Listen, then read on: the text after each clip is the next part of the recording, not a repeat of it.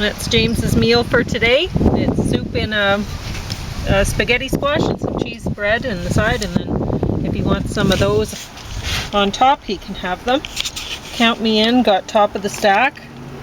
And this one we've already talked about, but I brought it because of the ones that are underneath. So Impossible Builds Volume 1, the PBS thing, and Built Beautiful. This got bottom of the stack. It's Martha Stewart narration. I don't know why.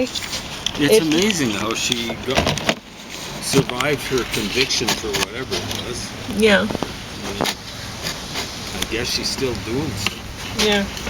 I don't know. I don't understand. Yeah, like why American justice system, like Donald Trump, 6 bankruptcies, also, and a felony, convicted felon, and they don't put him in jail. Well, anyway, so count me in. So this says you can have rhythm without music. You can't have music without rhythm. So true. And the same must be said about poetry. Yeah, but many people calling themselves poets these days don't seem to realize that. But well, they actually think that they've got complicated rhythms or complex rhythms or whatever. It's just, well, kind of. It's not even complicated. It's just random. Randomness is not complexity, folks. Yeah? Anyway. You can introduce an element of randomness, which James has taught me how to do in poetry. You can, to get more then variety. You get more complexity with introduced randomness into a set form, and then you don't even realize that the form is there.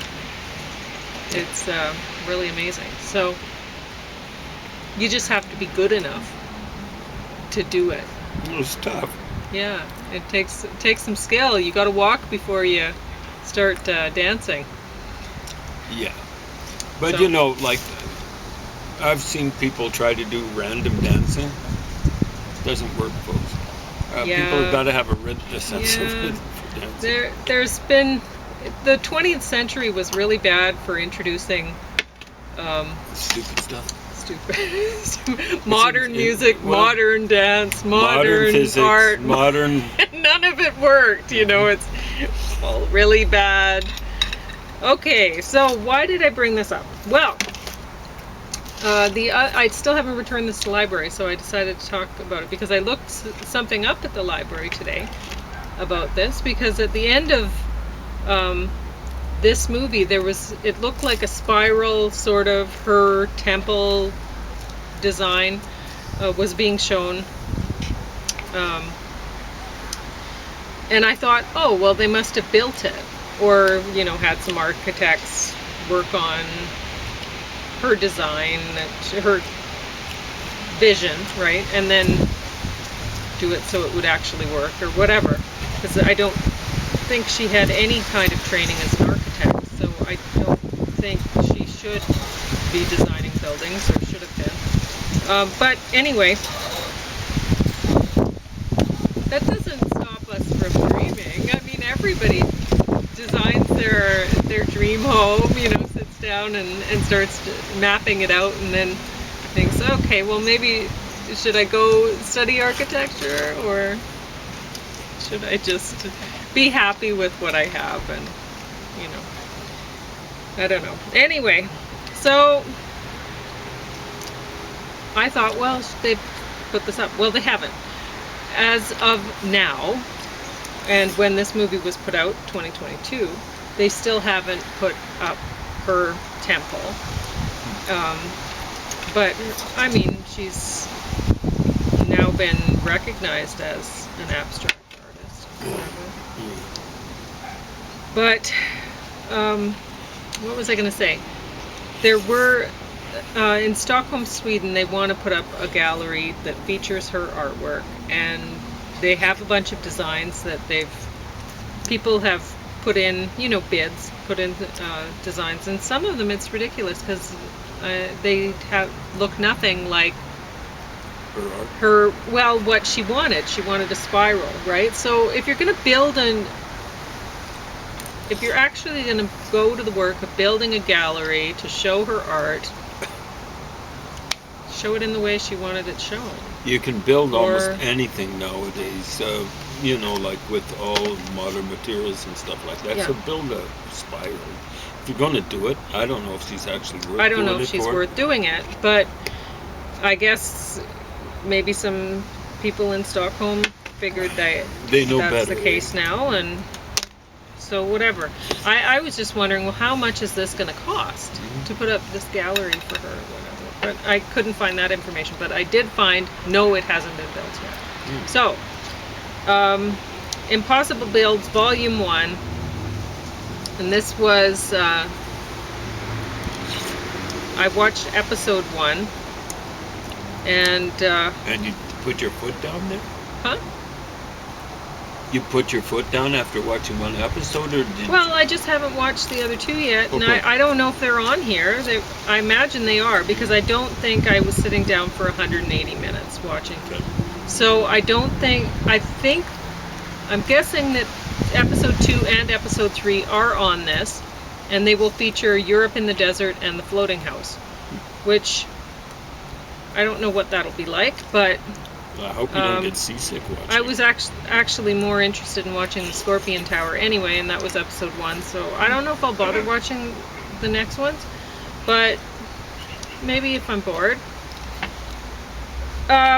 So anyway, there's this tower in Florida that is 62-story high, luxury residence. I think they were saying I can't remember. I'm not gonna guess. But not very many suites in this huge thing. You'd think there'd be way more, but no. But I guess the people who are moving in there are going to be really wealthy, and they've probably already moved in because this is 2017-18, so they're probably living there. But anyway, Dame Zaha Hadid was the architect responsible for this, and it is a very strange looking building, and I guess it was very difficult to build, but they managed to do it. And she died while they were building it, so then they had to try to get it done without her, which name sounds shouldn't Arabic. be, which shouldn't be that difficult to. I can't remember where she was from, but yeah, somewhere there. So which tower is this? It's this one. Yeah, but where's the name? Oh, right there. What? Oh, her name. Yeah. So anyway, they use this. One thing that I found interesting about this is because I've brought up the Sand Wars documentary a few times, right? And they made these, I guess they're glass panels that they were using them for increased structural support or something too. And they made these over in the Middle East, shipped them across just to make this thing, and it just seemed like a great expense. And it made me think of how they in the Sand Wars video they were talking about Saudi Arabia, but I mean it could be any place around there, hoarding sand, buying sand from other places like Australia when they have lots of sand, and they were making islands and stuff, I guess, in Saudi Arabia, or just, and it struck me as strange. I was like, when I was watching that video, I was like, okay, well, if they're breaking down glass and making it into sand again in the United States, then why wouldn't they use the desert sand, used as glass or these panels, whatever, and then break it down into sand and make islands again? It didn't make any sense to me why they were shipping sand from elsewhere, and I think really they're hoarding sand because they realize that their sand is a great commodity, because with growing human population, most of the places are already crowded. It's either you're going to have to make things people live up or down, under the ground, you know, or way high up. And there's going to be no, if the population keeps growing as it is, what are you going to do, right? You need a certain amount of agriculture land, so you can't be piling people on that unless, well, I have ideas, but I'm not going to share them because frankly, I don't want the population to keep growing, and I know that's what would happen, so I'm not going to give any of my ideas to anybody. I'm just keeping them under my belt for my whole life because it's frustrating seeing the population just grow and grow and grow, and I love nature, so more humans, less nature, no matter how you look at it.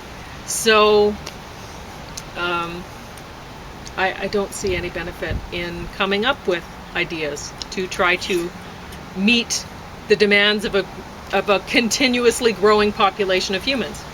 It's anyway. So, but if you're the kind of person that doesn't care at all about other species of life, then you think, well, you know, we're going to need a lot of sand to build buildings that are really tall. And we're going to need a lot of sand to make glass, to build solar panels. So I think that's what's going on there. Anyway, got off topic again. So Scorpion Tower.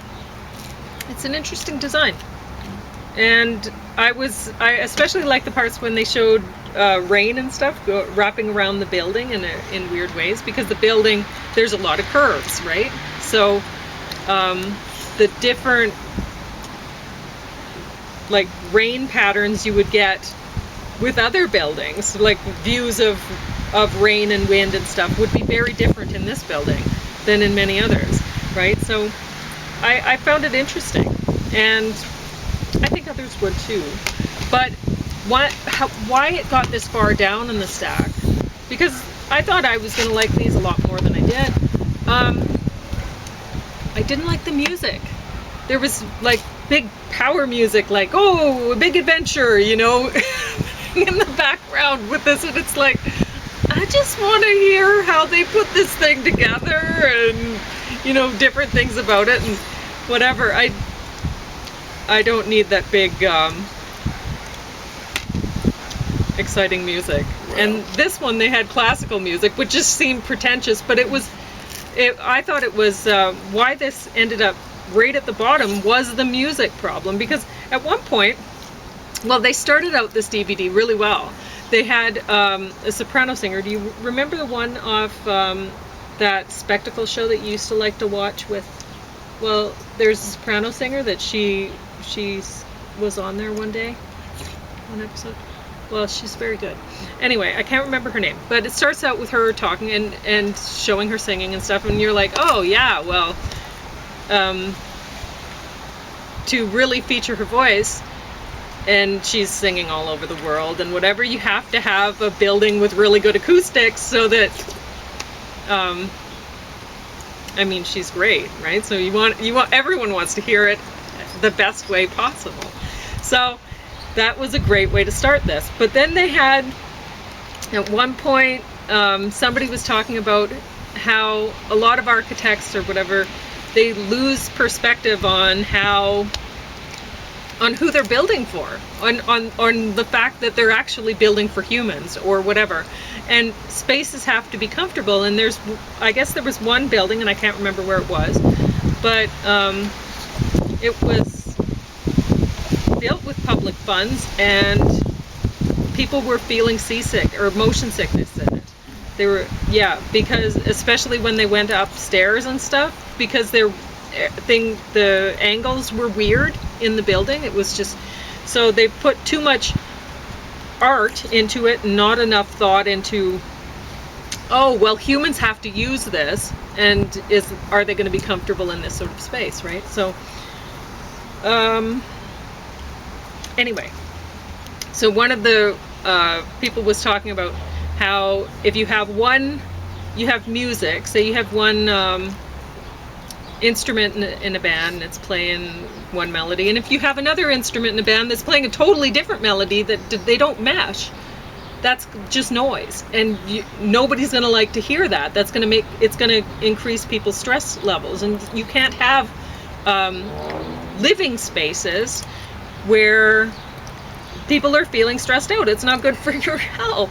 And that's the same when you're going into a public space. You want to feel like comfortable there, and you want people to feel comfortable coming in, unless the point is to make them uncomfortable. But, and there's different, depending on what you want out of the space, then you would build it a different way. But anyway, so I, after the woman had said that, then I was really conscious of the fact that people were talking, and there was classical music in the background, and so they weren't meshing, right? And I was like, oh, that's so funny that they talked about that in this, and whoever put this together didn't have, were they not listening? They didn't have enough sense to actually stop the music while the people were talking. So that got it bottom of the stack. Plus, they didn't really give enough information. They didn't show enough buildings. I would have liked to see different kinds of buildings. Oh, here's an example of how this building makes you feel this way, this building, and whatever. I would have liked to see that. They could have done a lot of great things with this. They did not. So that was disappointing. Death Valley. Although this is not bottom of the stack, this one was right here. So it was third in, it was right in the middle. So this is a BBC thing. There's a lot of BBC mysteries. I watch a lot of mysteries. I like a lot of mysteries. And I think the BBC, they're really not that great at doing them. Yeah. And it's too bad, because they should be better. They have been better in the past at doing mysteries. I don't know what's happening. This one, I did enjoy the humor. I can't relate to either of the characters that are the main characters, so that's tough. Well, the BBC nowadays is so politically correct, sometimes it almost hurts. Yeah, well, so you have this young woman detective, and she's doing things. This is her idol, is this TV detective that she runs into, and she's a rookie kind of detective, and so she's she doesn't really, she's not great at her job, and she's relying on him. He's been kind of a hermit, and so so when you say TV detective, that is a TV series? Yeah, a TV series detective. So she runs into this guy who's a hermit, and he used to be a TV detective, and then murder happens near his house, and the police are thinking it's a suicide, and he's like, oh no, it was a murder. And he's going from, well, I'm just looking at people, that's not in their nature to be that way, or that's not in, so if they're acting out of character, then that's putting up alarms for him, right? And so he ends up guessing some things right based on just looking at the characters of the people that he knows there, and she's impressed, and he helps her solve the case, and she looks good, and she doesn't want people knowing that he's helping her solve the case. But so it's an interesting idea, I guess, but I really can't stand shows about actors. I don't. If you're that bad of an actor that you can only play an actor, that's frustrating for viewers. It's like reading poets on poetry. Yeah. Unless you're Stéphane Mallarmé, and he was writing about writer's block. He's talking about kind of like my mind was white blank, something like that. And then he turns it around and says, don't even bother. Write about something that actually matters. You think the average person cares about writer's block and the poet? They probably don't. Yeah, No less good. Have writing. writer's block, so then you can Yeah. get a real job. Yeah, exactly right. Um, Get a real job, get a real education, preferably at the same time. Like so that can- you know how to relate to real people. Yeah. And so this Doing real applies to work. poets. This applies to people writing dramas, plays, stuff for the stage, stuff for the screen.